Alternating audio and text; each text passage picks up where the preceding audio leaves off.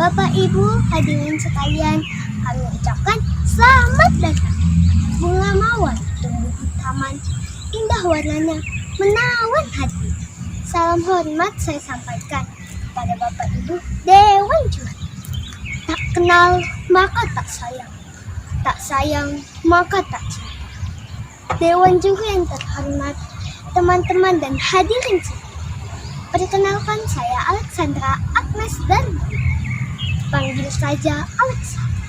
Saya kelas 2 SD Santa Maria. Hobi saya mewarnai dan membaca. Menjadi dokter adalah cita-cita saya. Agar dapat membantu sesama manusia, doakan ya. Hadirin yang berbahagia, begitu banyak cerita rakyat yang kita punya sebagai kekayaan budaya bangsa. Cerita rakyat ini dari Provinsi Riau dan Cirebon, tepatnya dari kota yang terkenal dengan sebutan Bumi Segini.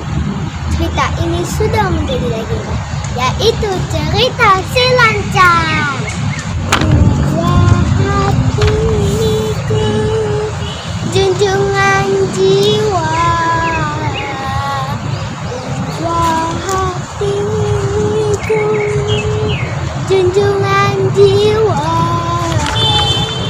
Tidurlah tidur, dodorkan ya sayang, dodor si dodor, dodor si dodor. Lagu Melayu ini biasa didendangkan ibu-ibu lah yang biasa menyanyikan agar anak tertidur dalam pelukan dan buaya. Bagi seorang ibu, anak adalah belahan jiwa yang selalu dicinta sepanjang masa, dengan harapan kelak kemudian menjadi anak yang baik. Bagaimana jika harapan yang diimpikan tidak pernah terjadi? Bahkan anak tega mengingkari. Kita dengar cerita berikut ini.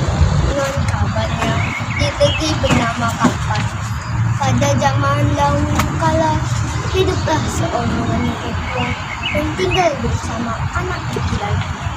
Mereka tinggal dalam gubuk di sungai tua. Mak bekerja keras untuk membiayai hidup mereka, menggarap ladang orang lain agar mendapatkan teks. Sedangkan Lancang mengembala ternak lain. Hari berganti hari, si Lancang semakin menyadari bahwa dirinya miskin dan dia hendak memperbaiki hidup yang menderita ini dengan pergi merantau ke negeri orang untuk mencari menyampaikan niatnya ini kepada orang. Mengizinkan Lancang merantau, Mak, supaya hidup kita berubah, tiada kekurangan. Melihat tekad si Lancang, akhirnya luluh juga hatinya. Lancang, kau boleh merantau, tapi jangan harap aku. Kirimlah kabar selalu. Jika nanti kau sudah menjadi kaya, segeralah pulang. Mendengar dari jawaban emaknya, si Lancang meloncat-loncat kegirangan. Dia sudah membayangkan menjadi orang kaya raya di kampung. Emak Lancang hanya terpaku melihat si Lancang loncat-loncat. Dia tampak sedih sekali akan ditinggal oleh anak satu-satunya. Melihat ibunya sedih, si Lancang pun berhenti meloncat-loncat, lalu mendekati emaknya dan memeluk. Janganlah bersedih, Mak. Lancang tidak akan melupakan emak. Jika nanti sudah kaya, Lancang pasti pulang, Mak. Emaknya pun menjadi terharu mendengar ucapan dan jadi si Lancang. Hatinya pun menjadi tenang. Baiklah nak, besok pagi-pagi sekali kamu boleh berangkat. Nanti malam Mak akan membuatkan emping doda untuk bekalmu di perjalanan nanti. Keesokan harinya si Lancang pergi meninggalkan kampung halaman. Emak membekali berapa bungkus emping doda, makanan kesukaan si Lancang. Bertahun-tahun si Lancang kan, akhirnya ia pun menjadi seorang pedagang kaya raya.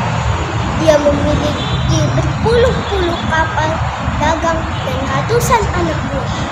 Juga istrinya yang cantik dan kasar dari keluarga kaya raya. Sementara itu, menjauh di kampung halamannya, Mak si Lancang hidup miskin seorang diri. Suatu hari si Lancang berlayar ke Andalas. Dia membawa istrinya dan aneka segala macam perbekalan, mulai dari makanan hingga alat musik untuk berpesta di atas kapal. Dibawanya juga ada kain sutra dan aneka perhiasan emas dan perak untuk digelar di atas kapal agar kesan kemewahan dan kekayaan si Lancang semakin tampak. Akhirnya kapal si Lancang merapat di Sungai Kampar, kampung halaman si Lancang. Betapa senangnya hati emak si Lancang mendengar anaknya akan datang. Oh, akhirnya pulang juga si Lancang, seru emaknya dengan gembira. Dia bergegas bangkit dari tidurnya, tak peduli sedang sakit. Dengan pakaian yang sudah compang-camping, dia berjalan tatih-tatih untuk menyambut anak satu-satunya. Sesampai di pelabuhan, Mak si Lancang hampir tidak percaya melihat kemegahan kapal anaknya. Dia tidak sabar lagi ingin berjumpa dengan anak satu-satunya itu. Dengan memberanikan diri, dia mencoba naik ke geletak kapal mewah si Lancang. Saat hendak melangkah naik ke geladak,